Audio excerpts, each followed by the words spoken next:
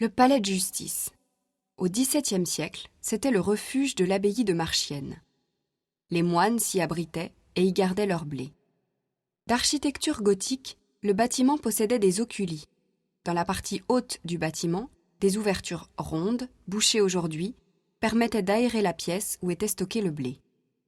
Il y avait aussi, tout le long de la façade, de grandes arcades, ouvertes sur la scarpe, grâce auxquelles les bateaux déchargeaient directement leurs marchandises.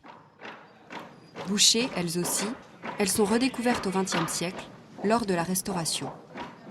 On décide alors d'en réouvrir 3 pour rappeler le passé médiéval du bâtiment.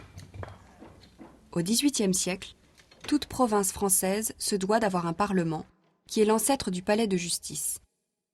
Celui de Flandre était situé à Tournai, mais bientôt Tournai ne fit plus partie du royaume de France. Et, en 1714, le refuge de l'abbaye devient le Parlement de Flandre.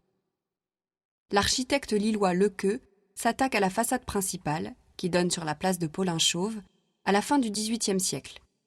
Il y inclut, sous le fronton, des références à la justice, l'épée, la balance et le miroir, sous forme d'allégorie, ainsi que les tables de la loi. Lequeux meurt à Lille, assassiné par un ouvrier, avant d'avoir achevé son œuvre.